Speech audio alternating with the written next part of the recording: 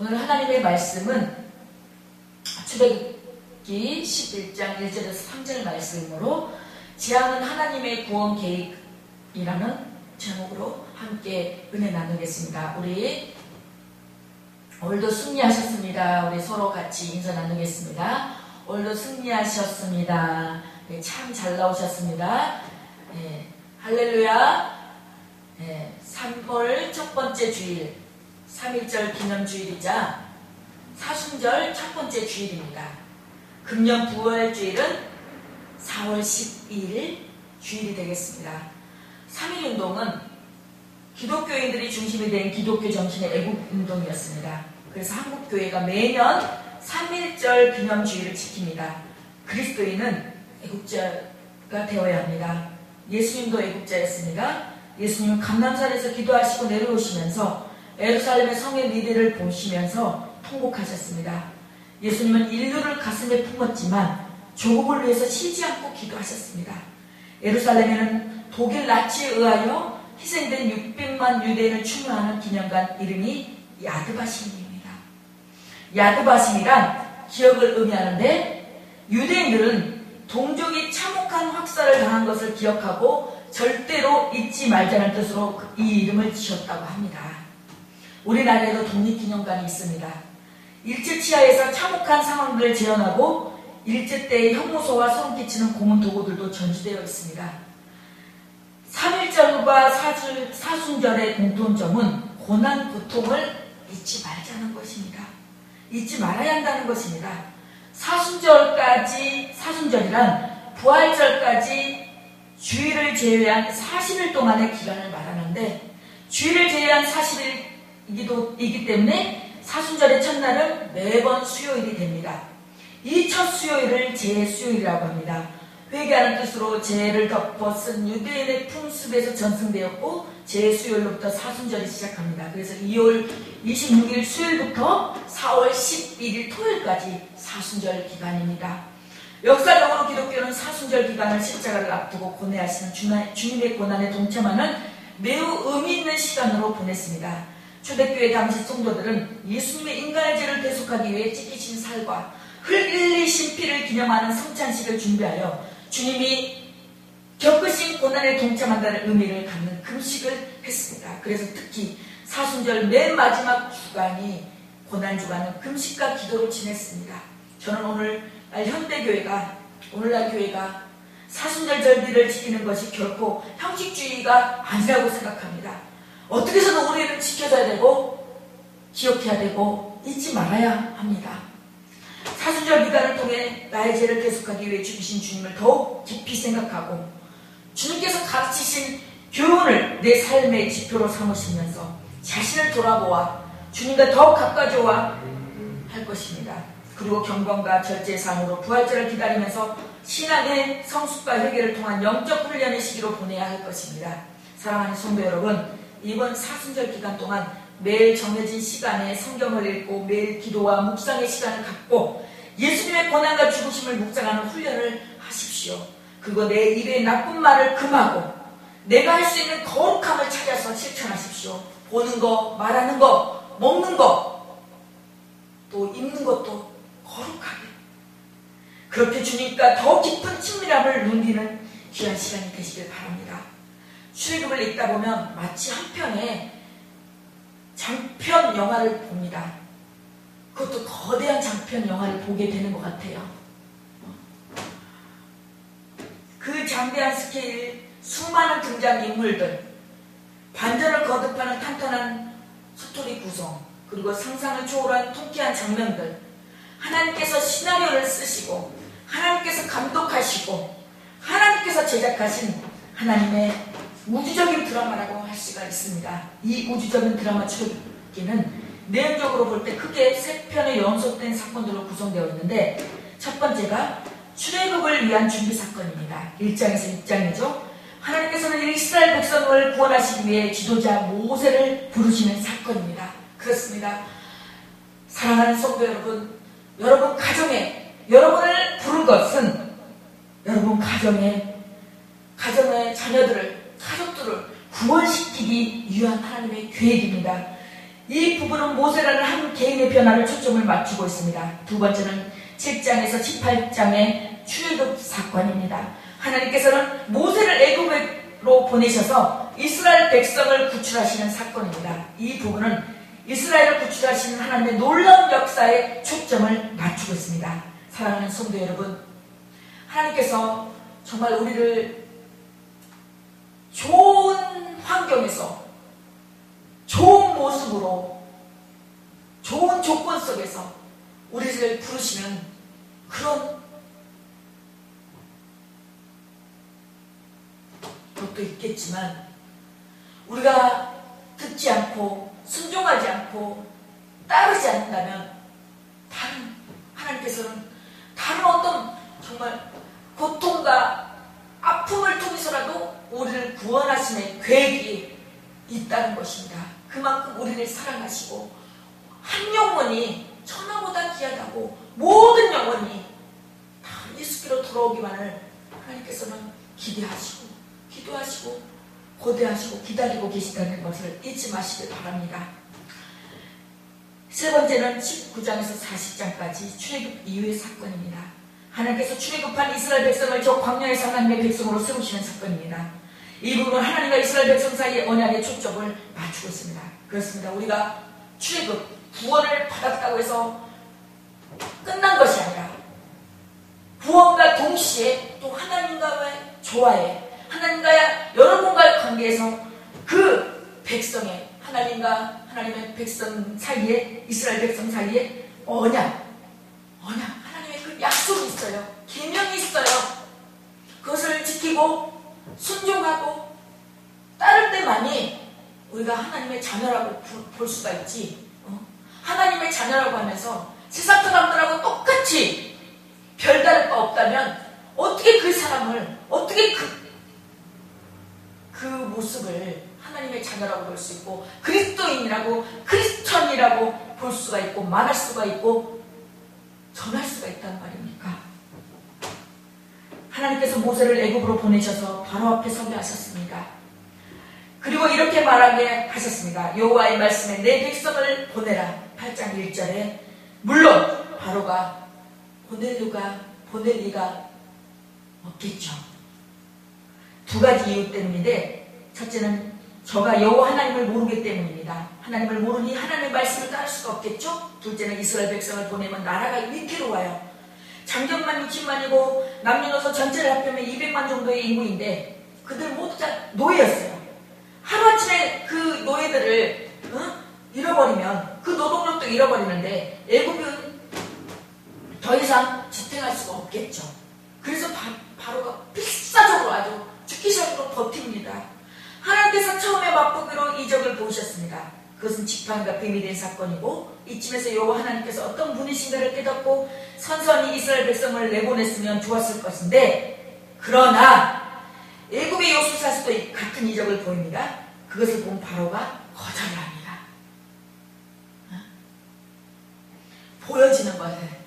보여지는 것에 혹해서 거절합니다. 사랑, 우리는 그렇지 않습니까? 우리도 보여지는 것에 그 사람이 잘 먹고 잘 살고 하면은 좋아 보이고 우리는 보여지는 것에 너무 연연하지 맙시다.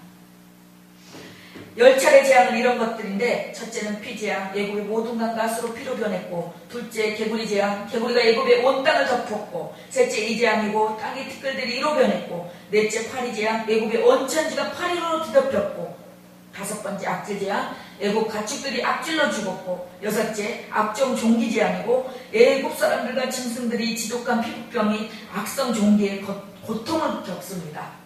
일곱째 우박 재앙입니다. 애굽 전국에 우박이 내렸습니다. 여덟째 메뚜기 재앙, 애굽 전역에 메뚜기 떼가 창궐했습니다. 아홉째 흑암 재앙입니다. 흑암으로 애굽 전체가 어둡게 뒤덮였습니다. 그리고 마지막 장자 재앙입니다. 애굽의 장자들이 다 죽었습니다. 그래서 오늘날 이 시점을 본다면 아홉째 흑암 재앙이지 않나 저 나름대로 생각을 해봅니다. 이 코로나가 박쥐에서 난 거잖아요. 세균이. 박쥐가 어떻습니까? 박쥐는 어두운 데만 다녀요. 네? 밝은 데 있을 수가 없는데 박쥐가 까맣잖아요. 어둡잖아요. 그러니까 온통 지금 이 코로나 때문에 흑암이에요. 흑암. 어둠에 깔려있어요. 지금 온 세상은 이 코로나 때문에, 신천지 때문에 지금 두렵고 떨리는 마음으로 두려워서 그렇게 살아가는 그 사람들 보면 얼굴에 낙이 없어요. 기쁨이 없어요. 이것이 흑암이고 뭡니까? 그 하나하나가 다 끔찍한 재앙들입니다. 견딜 수 없이 고통스러운 재앙들입니다. 이 재앙들 10가지가 쏟아짐으로써 바로가 항복을 선언하고 이스라엘 백성을 내보냈습니다. 이 10가지 재앙은 그 자체로 매우 중요한 의미를 갖고 있는데 그것이 오늘 우리에게 중요한 한 메시지가 됩니다. 첫 번째로 하나님을 나타냅니다. 이 재앙을 통해서 하나님을 나타내는데 출애굽기 10가지 재앙 사건을 자세히 살펴보면 하나님께서 재앙을 내신 목적을 발견할 수가 있습니다. 우선 7장 5절을 보면은 애굽 사람이 나를 여호와인 줄 알리라. 7장 17절에도 내가 이로 말미암아 나를 여호와인 줄 알리라. 8장 22절에도 이로 말미암아 이 땅에서 내가 여호와인 줄 내가 알게 될 것이다. 그리고 9장 14절, 9장 16절, 8장 10절에 보면 온 천하에 나와 같은 자가 없음을 내가 알게 하리라. 한마디로 하나님께서는 이 10가지 재앙을 통해서 하나님께서 어떤 분이신지를 나타내려 하셨다는 것입니다. 사랑하는 성도 여러분, 이 재앙을 재앙으로만 보지 마시고 이 재앙을 통해서 하나님의 하나님됨을 보시기를 바랍니다. 체험하시길 바랍니다. 그렇습니다. 하나님께서는 사람들에게 여호와 하나님께서 참 신이심을 보이고자 하셨고 우주 만물을 창조하신 창조주이시고 역사를 섭리하시고 인간의 생사화복을 주관하시는 전능하신 하나님이심을 보이고자 하셨습니다. 그래서 인간은 오직 하나님만을 섬겨야 하고 하나님만을 의지해야 하고 그리고 하나님 말씀만을 순종해야 함을 보이고자 하셨습니다. 실제로 10가지 재앙은 당시 애국 사람들이 섬기던 신들을 심판하시는 사건이기도 했습니다. 즉 그것들은 참신이 아님을 만천하에 공포하신 것입니다. 대표적으로 몇 가지만 살펴보자면 우선 피재앙을 생각해 보겠습니다. 애국 사람들에게 나일강은 생명의 족줄입니다. 나일강은 사막 한가운데로 흐르는 강이고 애국은 땅 대부분이 사막입니다. 이 사막은 애국 땅의 사람들이 살고 대제국이 쓰여졌는데 전적으로 나일강 때문입니다. 그래서 고대 애국인들은 나일강을 신으로 섬겼고 그 신의 이름이 닐루스입니다. 그래서 절대적으로 형으로 섬겼습니다. 하나님께서는 이 신을 심판하신 것입니다. 생명을 주는 나일강이 피로 가득하게 된 것입니다. 바로 생명의 근원이 죽음의 자리가 되게 하신 것입니다. 더 이상 나일강이 신이 아니라는 선포입니다. 애국 사람들의 생사는 나일강에 달려있는 것이 아니라는 선포이자 바로 하나님께서 그것을 주관하신다는 엄숙한 선포입니다. 다음으로 흑암재앙을 생각해 보겠습니다. 애국은 사막입니다. 사막에서 가장 두려운 존재는 태양입니다. 구름 한 점 없이 1년 365일 된 낮에는 태양이 저 하늘에서 떠서 온 천하를 호령합니다. 당연히 고대 애국 사람들은 저 태양을 신 중에 최고의 신으로 추앙하게 되었습니다. 그 신이 바로 태양신 라입니다. 하나님께서 이 신을 심판하시는 것입니다. 대낮에도 3일 기간에 애국 온 천지가 흑암으로 뒤덮였습니다. 애국 사람들은 평생 처음 보는 광경입니다. 태양신이 사라진 것입니다. 이것은 더 이상 태양신이 아니라는 선포이자 태양이 사람들의 생사를 주관하는 것이 아니라는 선포이자 오직 하나님만이 참 신이라는 선포입니다. 그렇습니다. 이 흑암, 아까 어둠도 있지만 사막이라는 뜻도 있습니다. 지금 끝이 보이지 않다고 다들 그렇게 생각하고 말하고 느낄 수도 있습니다. 그러나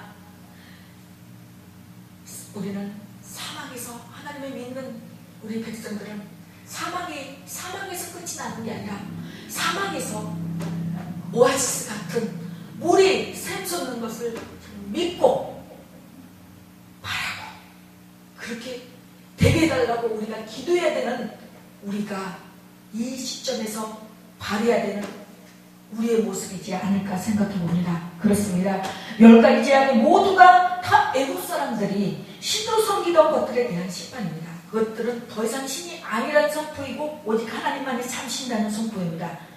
이 사건으로 애굽 사람들이 여호와 하나님이 어떤 분이신가를 비로소 알게 됐는데 호세아 선지자는 하나님의 안타까운 마음을 우리에게 전해주고 있습니다. 호세아서 4장 1절 6절을 보면 이 땅에는 하나님을 아는 지식도 없고 내 백성이 지식이 없음으로 망하는도다. 하나님의 백성들이 하나님의 아는 지식이 없고 하나님을 잘 모르기 때문에 망하여 간다는 것이에요.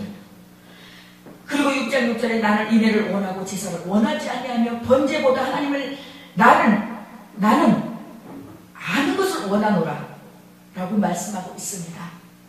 그래서 결론적으로 6장 3절에 그러므로 우리가 여호와를 알자, 힘써 여호와를 알자. 사랑하는 여러분, 하나님께서 오늘도 우리가 하나님을 알기를 원하십니다. 우리가 어떻습니까? 상대방을 알기 위해서는 같이 대화도 하고 식사도 하고 같이 뭔가를 같이 지냈을 때 그 사람에 대해서 알 수가 있잖아요. 그런 것처럼 우리도 하나님을 알기 위해서는 하나님과 대화가 돼야 돼요. 하나님과 교제가 이루어져야 되고 하나님의 속성을 알아야 되고 그러기 위해서는 어떻게 해야 돼요? 우리가 공부를 하려면 우리가 수학을 알려면 그 수학책을 펴서 수학에 대한 공부를 해야지만이 알 수 있는 것처럼 우리가 하나님을 알려면 하나님을 자꾸 말씀을 보고 기도를 하고 그래서 하나님을 알아가야 되죠. 그래야 하나님을 알 수 있지. 그냥 넉넉고 맥 빠진 것처럼 그렇게 아무것도 안 하면서 하나님을 안다고 한다면 그건 어부선설인 거죠. 하나님은 내게 어떤 분이신가? 하나님은 오늘도 나를 위해 어떤 일을 하시는가? 이 점을 잘 알기를 원하십니다. 우리가 정말 힘써서 여호와를 알려고 해야 합니다. 두 번째로 하나님의 특별한 사랑을 확인시키십니다. 이 10가지 재앙은 하나님께서 이스라엘 백성을 특별히 사랑하신다는 것을 확인시키신 사건입니다. 하나님께서 이미 모세를 부르실 때 이스라엘 백성이 하나님께서 어떤 존재를 확인시킨 바가 있습니다. 6장 7절에 너희를 내 백성으로 삼고 나는 너희 하나님이 되리니 이제 하나님께서 모세를 바로 앞에 세우시고 이 점을 다시 확인시킵니다. 7장 16절에 그에게 이르기를 히브리 사람의 하나님 여호와께서 나를 왕에게 보내셔 이르시되 내 백성을 보내라. 하나님께서 이스라엘 백성을 내 백성이라고 선포하신 것입니다.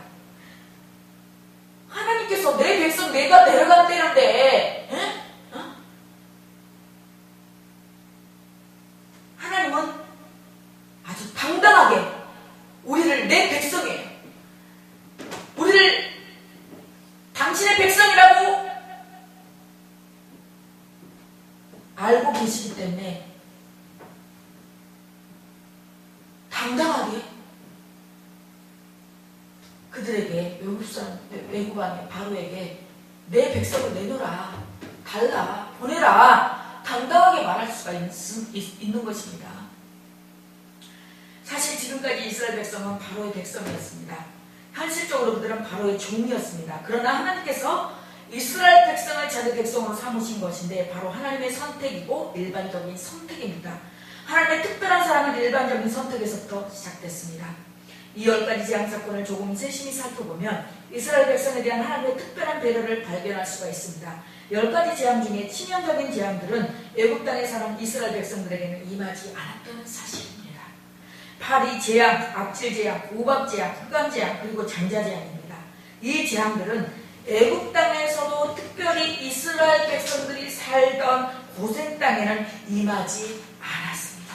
이것을 보면서 이스라엘 백성들은 한 가지 깊이 깨달을 것이었습니다.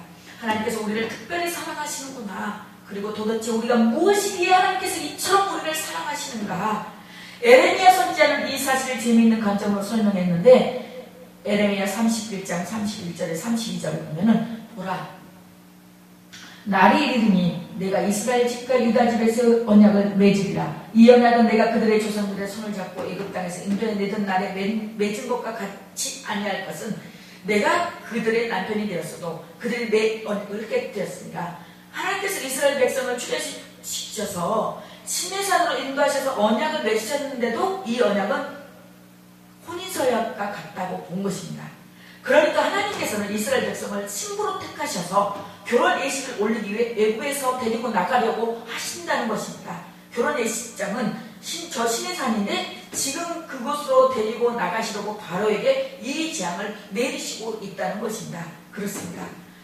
다시 한번 우리가 이 코로나 사건도 그렇고 신천지 사건을 통해서 우리가 하나님 예수님의 하나님의 거룩한 신부로 다시 한번 그 거룩한 신부로서 우리가 거룩한 신부로서 다시 한번 하나님께서 테스트 한번 템테이션 그런 것을 이 템테이션 이 전염병을 통하여서 우리가 거룩한 신부로서 지금 살고 있는지 거룩한 신부가 될 자격이 있는지 그걸 시험하시는 그 기간으로 우리가 보면서 우리가 지금 이 순간에 하나님의 정말 거룩한 예수님의 거룩한 신부가 되어 있는지 거룩한 신부로 살아가고 있는지 거룩한 신부로서 우리가 어떤 삶을 살아가고 있는지 우리가 돌아보는 각성하는 귀한 시간이 됐으면 좋겠습니다.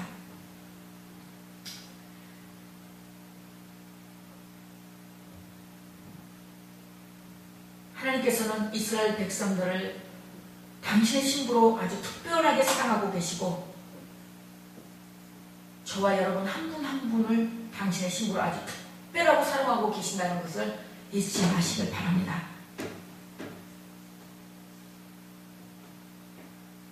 세 번째로 하나님의 구원 계획을 드러내십니다. 이 10가지 재앙 사건을 자세히 살펴보면 한 가지 의문이 생기는데 재앙이 임하자 처음에 바로는 완강하게 버텼습니다. 그러다 재앙의 강도가 심해지자 한 발 물러섭니다. 그래서 이스라엘을 보낼 생각을 하게 되는데 그러다 말을 다 뒤집습니다. 그래서 바로가 이스라엘을 보내려고 했는데 하나님께서 바로의 마음을 바꾸셔서 보낼 마음을 바꾸게 하셨다는 것입니다. 몇 가지 재앙에서 이 점을 확인해 볼 수가 있는데 9장 12절, 10장 20절, 10장 27절에 반복해서 이렇게 기록하고 있습니다. 그러나 여호와께서 바로의 마음을 완악하게 하셨으므로 바로가 악성 종기 재앙이 임했을 때, 메뚜기 재앙이 임했을 때, 그리고 흑암 재앙이 임했을 때 이스라엘 백성을 보낼 생각을 했었다는 것입니다. 그래서 하나님께서 바로의 마음을 완악하게 만드셔서 바로가 보내지 않았다는 것입니다. 이것은 무엇을 말해주는 것입니까? 이 10가지 재앙의 최종 목표가 따로 있었다는 것인데 마지막 장자 재앙입니다. 하나님께서는 이 장자 재앙까지 이미 계획해 놓으셨다는 것입니다. 이 장자 재앙을 통해서 하나님의 구원 계획을 드러내 보이고자 하는 것입니다. 하나님께서 바로의 장자와 애굽의 모든 장자를 치실 때 이스라엘 백성들의 장자는 구원하기로 하셨습니다. 그리고 그 구원 계획을 말씀하셨는데 출애굽 12장 21절에서 23절에 보면은 너희는 나가서 너희의 가족들의 어린 양을 택하여 유월절 양으로 잡고 우수조 묶음을 가져다가 그 그릇에 담은 피에 적셔서 그 피를 문 안방과 좌우 문설주에 뿌리고 안집까지 한 사람도 자기 집 문 밖에 나가지 말라. 여호와께서 애굽 사람들에게 재앙을 내리려고 지나가실 때 문 안방과 좌우 문설주의 피를 보시면 여호와께서 그 문을 넘으시고 멸하는 자에게 너희 집에 들어가서 너희를 치지 못하게 하실 것입니다. 한마디로 유월절의 구원입니다. 하나님께서 이스라엘 백성의 장차 죽음의 재앙을 피할 길을 알려주셨습니다.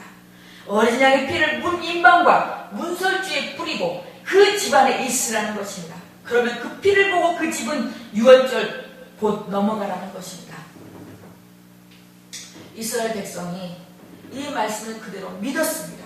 그리고 그대로 순종했습니다. 그래서 저들이 살았습니다. 장차 죽음의 재앙을 면했고 이렇게 하나님께서는 이스라엘 백성으로 하여금 믿음으로 사는 법을 가르쳐 주신 것입니다. 하나님의 말씀을 믿고 그 말씀대로 순종하면 구원받을 수 있다는 것을 철저하게 깨달을 수 있을 것입니다. 지금 코로나 사태나 신천지 사태나 이 시국을 볼 때 우리가 묵묵히 주님께서 우리에게 향하신 주님의 뜻이 어딨는지 말씀을 보면서 묵상하며 우리 생각과 우리 의를 나타내지 말고 입술들을 묵묵히 잠잠히 입술들을 말들을 조심하시고 삼가시고 우리 생각대로 비판하고 판단하고 정죄하지 마시고 하나님의 잠잠히 가만히 하나님의 일하심을 하나님의 됨을 볼 수 있는 저희들이 됐으면 좋겠습니다. 이 사순절 기간을 통해서 정말 우리가 미디어나 문자나 톡이나 이런 유튜브 동영상도 우리가 말에 있어서도 우리가 절제를 해야 되겠습니다. 우리가 미운 사람 톡 하나 더 준다고 우리가 밉다고 하면 미울 수밖에 없고, 저 사람은 안 돼 하면 안 될 수밖에 없고, 우리가 항상 긍정적인 마인드로, 긍정적인 생각으로, 이 세상은 지금 온통 심각하고 더 확진자가 생겨나긴 하지만, 그래도 우리가 절망하지 말고 좌절하지 말고 낙심하지 말고, 분명히 하나님은 사랑이시라고 했습니다. 그 사랑이신 분이 우리가 정말 미워서 이 재앙을 내렸겠냔 말입니다. 생각해 보십시다. 그 재앙을 통해서 우리가 하나님 앞에 제대로 내놓지 못한 것, 서지 못한 것, 아직 가로막고 있는 것, 그것을 깨닫게 하고, 그래서 바로 세워서, 바로 다듬어서 하나님께서 귀하게 쓰고자 하는 하나님의 계획하심이 이 나라도, 한국교회도 각자에게 있지 않음인가 생각해 봅니다. 사랑하는 성도 여러분, 오늘도 내일도 마찬가지입니다. 우리가 살 수 있는 길은 오직 믿음뿐입니다. 오직 믿음으로 저 천국으로 갈 수 있습니다. 그뿐 아니라 오직 믿음으로 이 땅에서 복된 삶을 살 수가 있습니다. 우리가 이 점을 철저하게 깨달아야 하겠습니다. 이스라엘 백성은 믿음으로 장차 죽음의 재앙에서 구원받을 수 있었던 것처럼 우리도 믿음으로 죄에서 구원받고 심판에서 구원받고 이 땅의 저주로부터 구원받을 수가 있습니다. 그래서 오늘날 우리가 깊이 깨달아야 할 것은 오직 믿음, 의인은 오직 믿음으로 살린다고 했습니다. 10가지 재앙사건은 오늘 우리에게 매우 중요한 메시지를 줍니다. 우리가 하나님을 잘 알아야 한다는 것입니다.